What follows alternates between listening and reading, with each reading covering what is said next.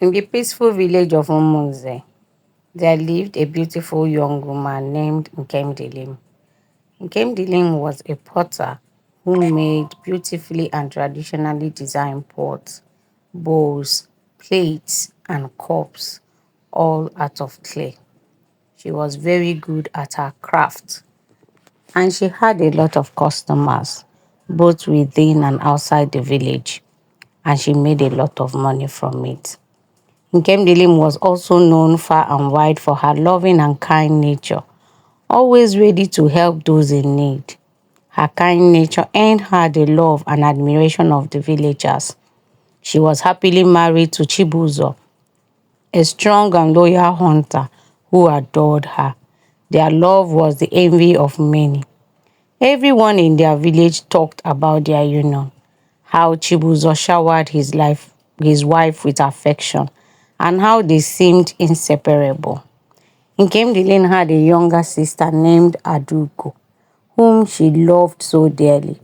Adaugo was the most beautiful maiden in Umunze. She was indeed a true African treasure, radiating beauty.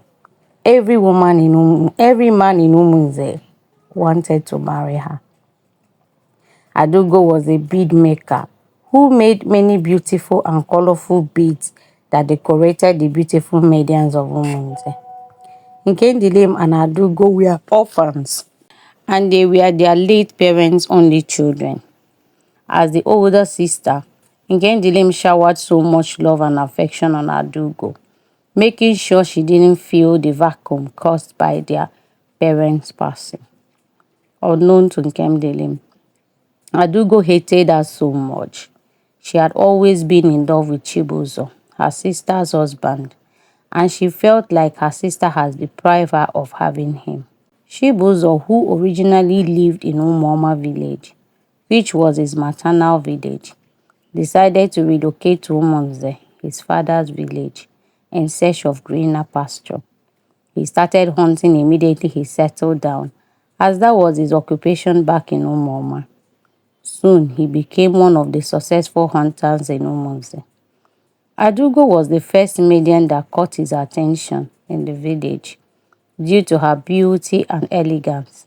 He had approached her while he first saw her. He told her he liked her and would like them to be friends, but Adaugo turned him down without hesitation. Prince Akashi, the only son of the king and the heir apparent to the throne of Umunze, has fixed a date for his bride selection ceremony, which was about 2 months away. The village was buzzing with excitement. All the maidens were preparing for the big day, each hoping to be picked. Adaugo, being the most beautiful maiden, was so sure that the prince was going to pick her. Prince Akachi has once told Adaugo that she was very beautiful and that he admired her. Since her encounter with the prince, Adaugo began to turn down all the men who approached her for a relationship, hoping that the prince would take her as wife and make her the queen.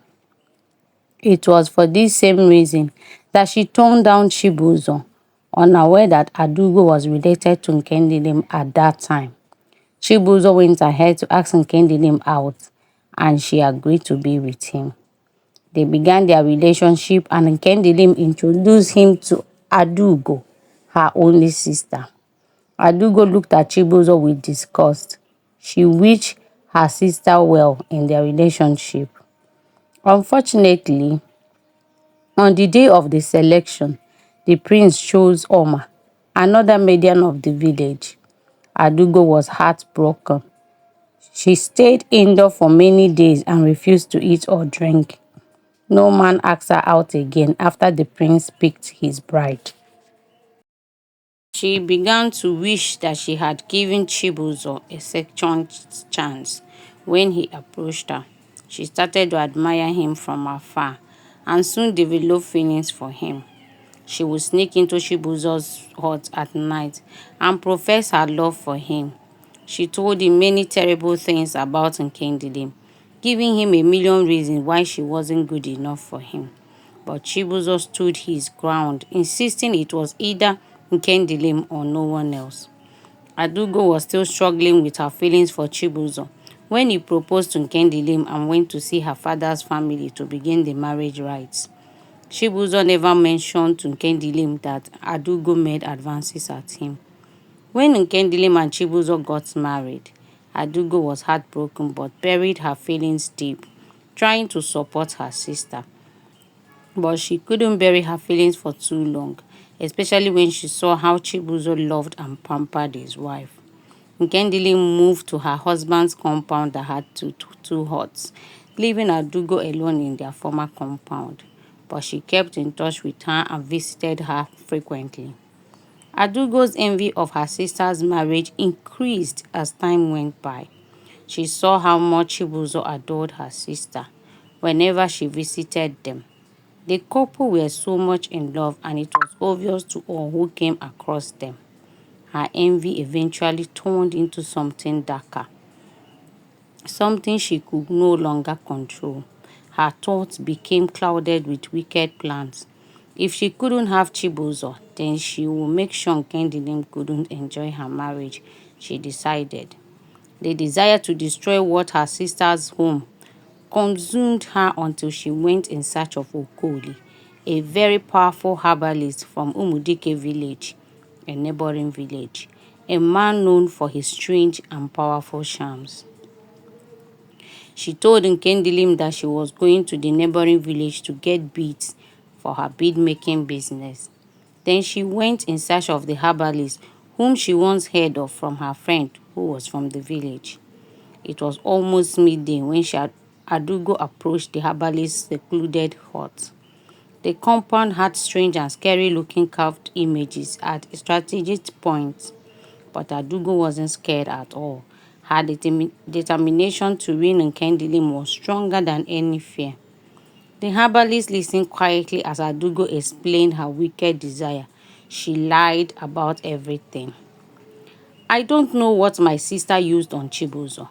He had made up his mind to marry me, but immediately he saw her, he left me for her, and today they are happily married, she lied. So, what do you want me to do for you? Okoli asked her with a wicked grin. I don't want her to enjoy her marriage. I want her to be unhappy, just the way I am unhappy. If possible, let Chibuzo come back to me, she replied him. Without asking further questions, the old Okoli handed her a small black clay pot wrapped with a red piece of cloth. You need to give her an evil gift, a gift that she can move around with. Anytime she wears the gift or puts it on her body, there won't be peace in that home. If she's yet to conceive, then she will never conceive as long as she has the gift in her possession. Whatever gift you decide to give her, just put it inside this pot and let it remain here for 3 days. After the 3rd day, take the gift to her and you will see the result, Okoli told her. Adaugo hesitated for a moment, then collected the pot. She had made up her mind to do whatever it would take to bring her sister's marriage to an end. She thanked the man, paid him for the sham, and hurriedly left the place so she could get home on time. When she returned to Umunze, she made the most beautiful bead she has ever made in the history of her bead-making business, a neck and a 2-wrist bead. Then she put it inside the pot and left it for 3 days, just as Okoli has instructed. Nkemdilim was unaware of the darkness lurking in her sister's heart. She had always believed they shared a close bond, one rooted in love and royalty. So when Adaugo presented her with the beautiful red bead as a gift, she accepted it without suspicion. This is for you, my dear sister, Adaugo said, her voice sweet and filled with false affection. It will bring you good fortune and keep your marriage strong. Nkemdilim smiled, touched by her sister's gesture. The bead was indeed beautiful, and Nkemdilim eagerly wore it around her neck, believing it would bring her blessings. Thank you so much, my beautiful sister. I couldn't have asked for another sister. You are simply the best, Nkemdilim said. For the next few weeks, life continued as usual, But slowly, things began to change. Nkemdilim gradually became irritated by her husband's presence, always snapping at him for no reason. Everything her husband did got her pissed off. Any day she wore the bead, she would yell at her husband and insult him for no reason.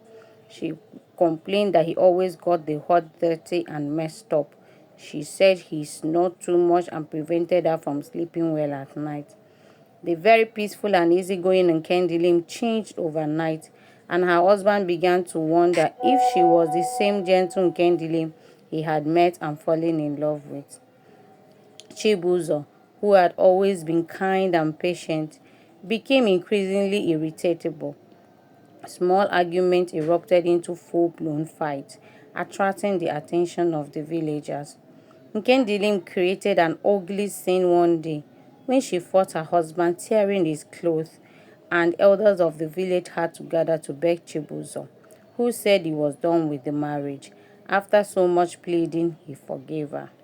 One day, Chibuzo returned from the forest where he had gone hunting for days. Nkemdilim welcomed him warmly and gave him food to eat after he had had his bath, and she gave him a gentle massage. Chibuzo, though surprised at the sudden change, he was happy thinking everything had returned to normal. The next day, Nkemdilim dressed up and was going to the market. She put on the bead and her mood changed again. She stepped out of the hut and saw her husband cutting and neatly arranging some firewood. She became angry immediately. "Did I ask you to help me?" she asked in anger. Her husband was confused. He wondered what he had done wrong again. In order not to create another scene as always, he gently dropped the axe and quietly went inside the hut. They continued to live like sworn enemies in the house, with Nkemdilim fighting him over the slightest issue. The warmth between them began to fade. It was as though a dark cloud had settled over their home, sucking away the love and the peace they once shared. Whenever she was alone, Nkemdilim wondered what was happening to her and why she suddenly changed into an entirely different personality. She tried to salvage the situation, doing everything in her power to rekindle the joy they once shared. But no matter what she did, it seems as though an invisible force was working inside of her. Worse still, despite their desire to start a family, Nkemdilim could not conceive. Months turned into years, and their home became a battleground of frustration, anger, sorrow, and bitterness. Adaugo, on the other hand, watched with quiet satisfaction. Her plan was working.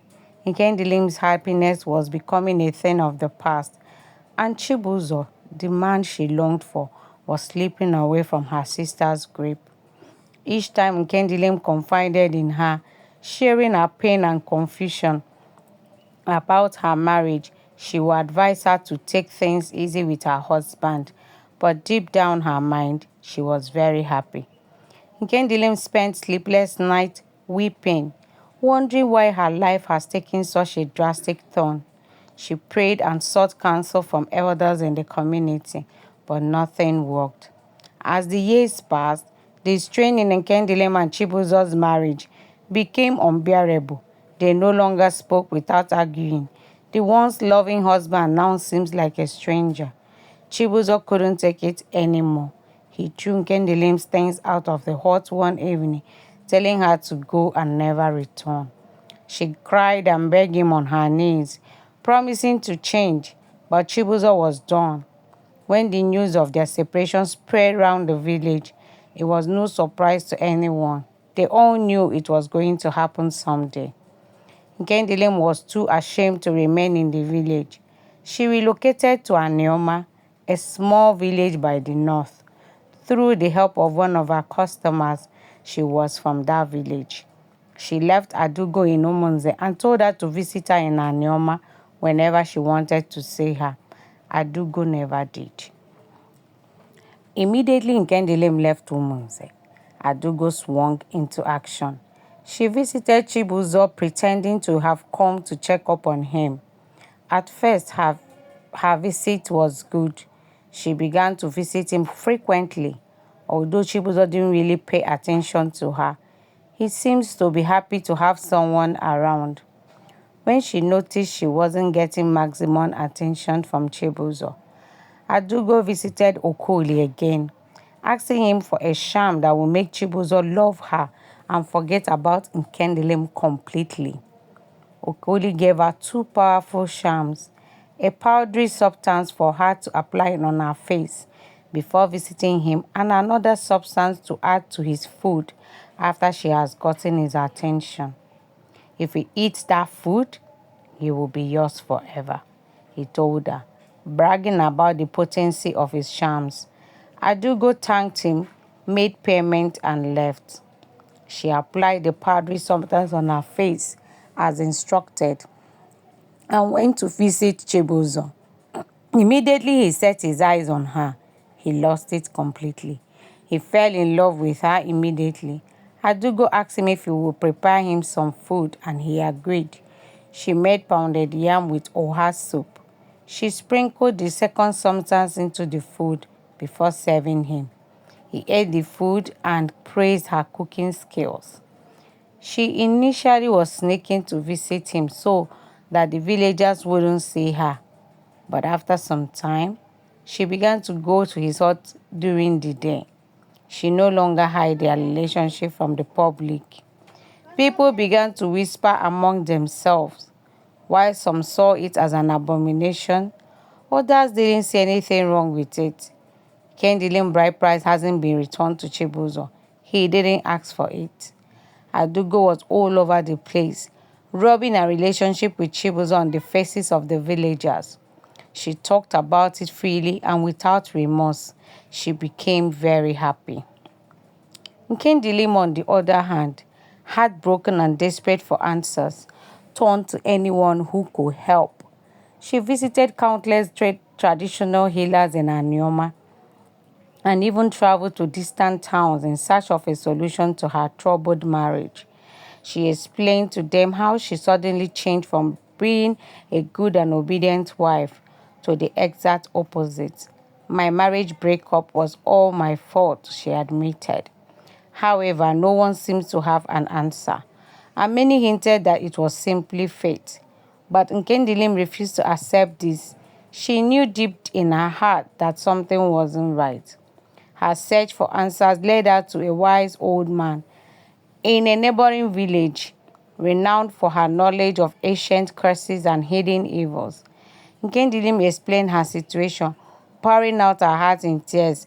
The old woman listened quietly. When she was done, the old woman stared at her for a while and then asked her a question. Do you remember all the gifts you received during and after your marriage?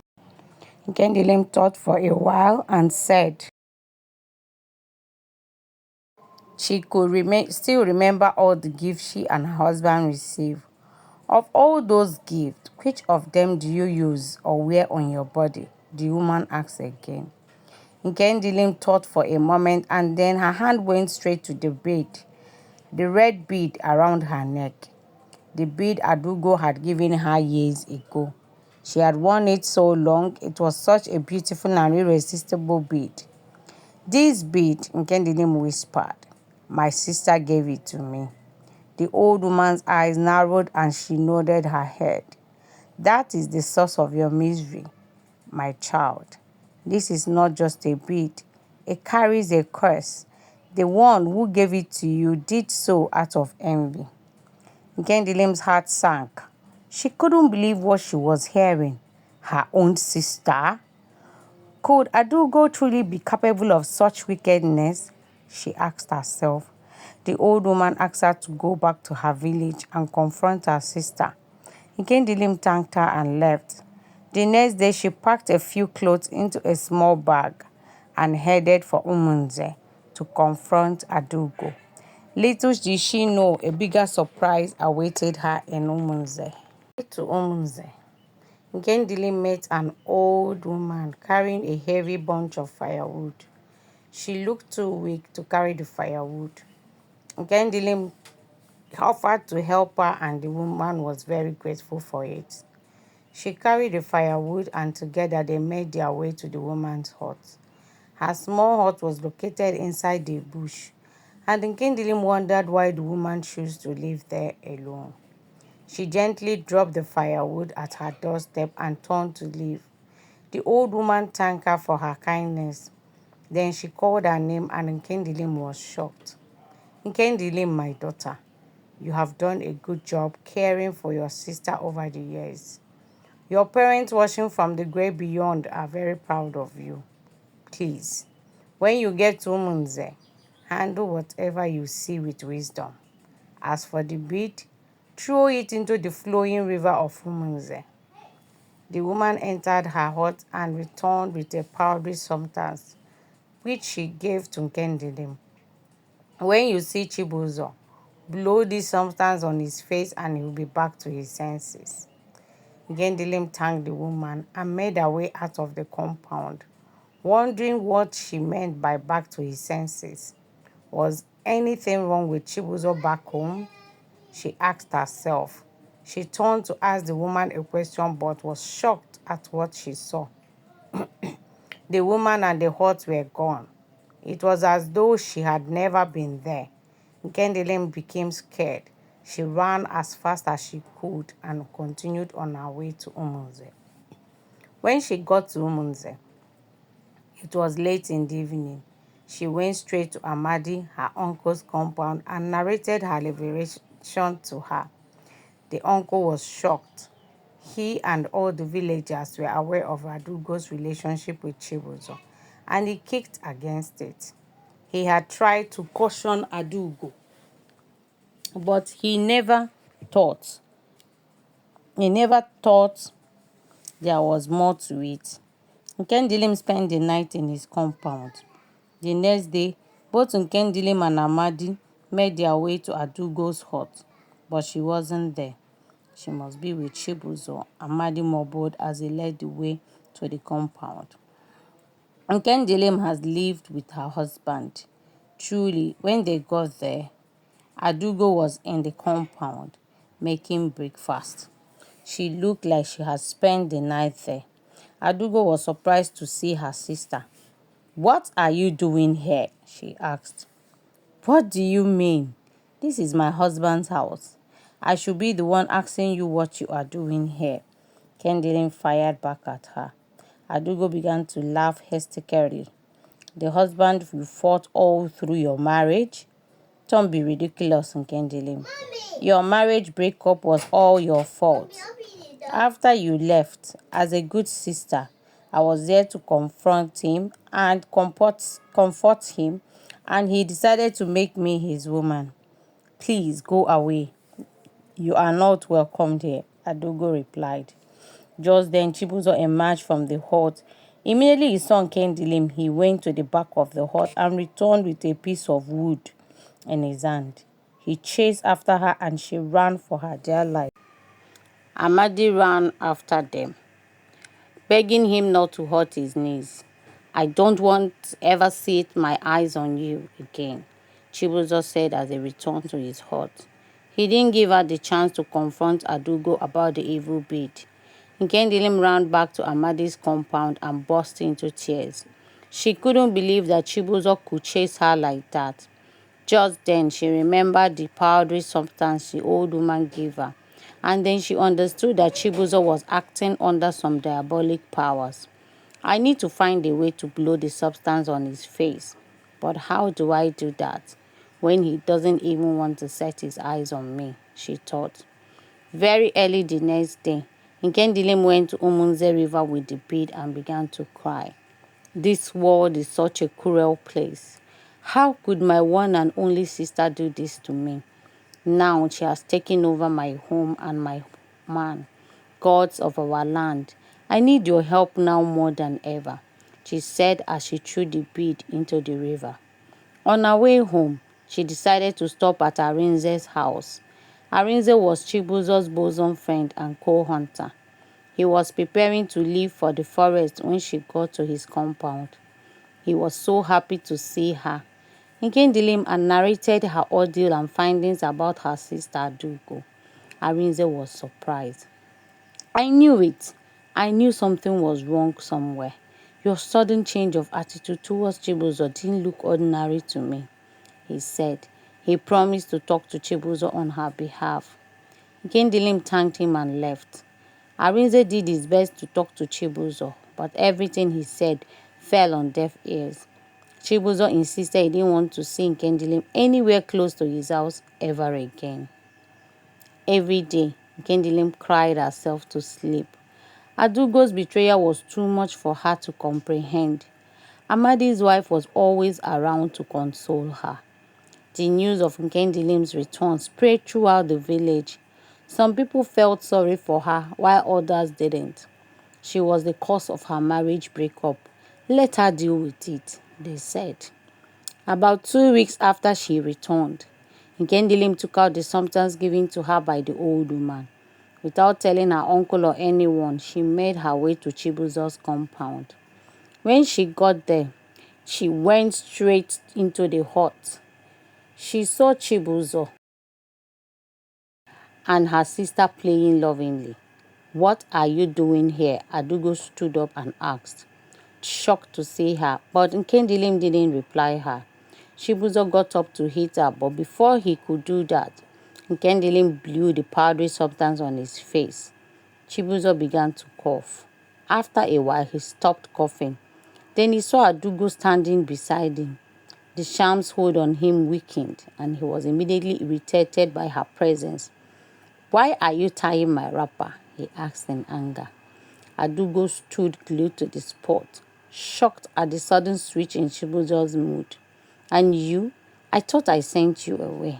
Why are you here?" he said, turning to Nkemdilim. "Both of you, get out of my compound this minute," he roared. Nkemdilim and Adaugo ran out of his hut.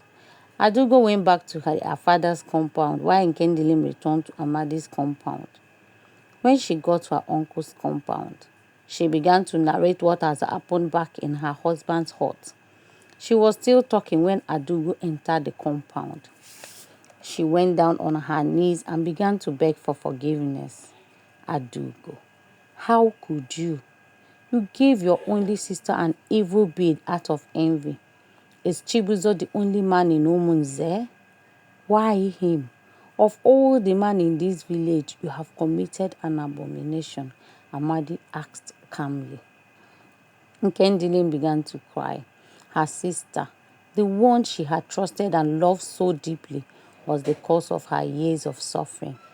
As she listened to Adaugo pour out her guilt, Nkemdilim felt a mixture of emotions, anger, pain, and confusion. She couldn't understand how the bond they shared could be shattered by something as poisonous as envy. Adaugo continued to beg for forgiveness. "I didn't mean for it to go this far," she sobbed. "I just couldn't bear to see you so happy when my life was falling apart. I was wrong, Nkemdilim. Please find it in your heart to forgive me." But forgiveness was not something Nkemdilim could offer so easily. Years of pain has left deep scars in her heart. Her marriage has fallen apart, and her dreams of becoming a mother has been shattered. The betrayal stung so deeply. "You've destroyed my life. I don't know if I can ever forgive you," Nkemdilim finally said with a cold voice. They thought Adaugo was truly sorry. Little did they know that she was just acting up, just so she could continue with Chibuzo. Nkemdilim was about to get up and leave Adaugo there on the ground when she knelt down. When Adaugo dropped the worst news ever. "I am pregnant," she blurted out. Amadi and Nkemdilim were obviously thrown off balance. Not only had Adaugo stolen Chibuzo's affection, but she also revealed that she was carrying his child. "Pregnant?" Nkemdilim echoed, unable to believe the depth of her sister's treachery. The betrayal ran so deep that it took her breath away. "Yes," Adaugo replied, feigning innocence. "Chibuzo and I were happy together until you showed up with the powdery substance. Maybe he was never truly meant to be with you. Sometimes fate works in unexpected ways," Adaugo replied. This is why you cursed me, because you wanted what I had. I won't let your wickedness go unpunished, Adaugo. You cannot build happiness on another's suffering, Nkemdilim said as she angrily walked out into the hut. The next day, Amadi decided to visit the palace and get the king to intervene into the matter. He got to the palace and explained the purpose of his visit. The king summoned Chibuzo, Nkemdilim, and Adaugo to the palace immediately, and they all gathered. Nkemdilim narrated how she found out about the evil bid and that had turned her into a rude and disrespectful wife to her husband. She also told them that Adaugo has used charm on Chibuzo to get his attention and love. Chibuzo was surprised. He remembered sending his wife away. He also remembered Adaugo visiting him shortly after. He remembered falling helplessly in love with Adaugo, but didn't know he was charmed to do so. The king asked Adaugo if all her sister said was true, and she couldn't deny it. Instead, she went ahead to say that she was already pregnant for Chibuzo. Chibuzo denied ever sleeping with her, but no one believed him. After all, he was charmed and didn't know what he was doing all the while. Adaugo was the first maiden I approached when I got home years ago. She turned me down. Then I went on to approach Nkemdilim, and she accepted me wholeheartedly, although I didn't know they were related. Why Adaugo suddenly wants me so bad is what I don't understand. I didn't sleep with her, he repeated. The king dismissed them and asked them all to return to the palace in 7 days. Within these 7 days, Chibuzo visited Amadi's compound to see Nkemdilim. He begged her to forgive him for sending her away. I should have known that something was wrong. Please forgive me, my love, he begged. Why didn't you tell me you ever asked my sister out? Nkemdilim asked him, looking straight into his eyes. I didn't think it was necessary, especially since she didn't even give it a second thought. She turned me down right on the spot. I also didn't know she was your sister until you introduced us, he said in defense. Nkemdilim sighed deeply. Anyways, I am not angry with you. Adaugo was behind it all. My sudden change in behavior was as a result of the bead she gave me as gift. The evil bead was the source of all our troubles. I've gotten rid of it now, Nkemdilim replied him. Chibuzo was very happy. He asked her to pack her things immediately and return home with him, but she bluntly refused. Adaugo is carrying your child. I think you should be with her instead. For the sake of the innocent child, she told him, tears welling down up in her eyes. Chibuzo stared at her for a while, and without a word, he got up and quietly walked out of the compound. He went straight to Adaugo to confront her. When he got there, Adaugo tried to remind him of her supposed pregnancy, but Chibuzo had finally seen through her schemes. He demanded the truth, and under the pressure, Adaugo admitted that he had lied about the pregnancy, hoping it will keep him bound to her. I am not pregnant. I just don't want to lose you, please, she admitted. Her confession shattered any remaining illusion Chibuzo held about her. The last threads of deception unraveled, and Adaugo found herself exposed, left with nothing but her own guilt. On the 7th day, when they all gathered at the palace again, Adaugo admitted she lied about her pregnancy. Chibuzo never slept with me. I tried to get down with him on several occasions, but something always came up to distract him. I am sorry, everyone, she confessed. The king was very furious. How dare you lie in my presence? Have you lost your morals? He asked in anger. Adaugo quickly went on her knees and begged the king for forgiveness. The king ignored her and turned facing Nkemdilim. What punishment do you want me to give to her, Nkemdilim? He asked. I don't want to pronounce any judgment on her yet because I know she's your only sister. Nkemdilim glanced at Adaugo before responding. I don't want her punished, Your Highness, she let out.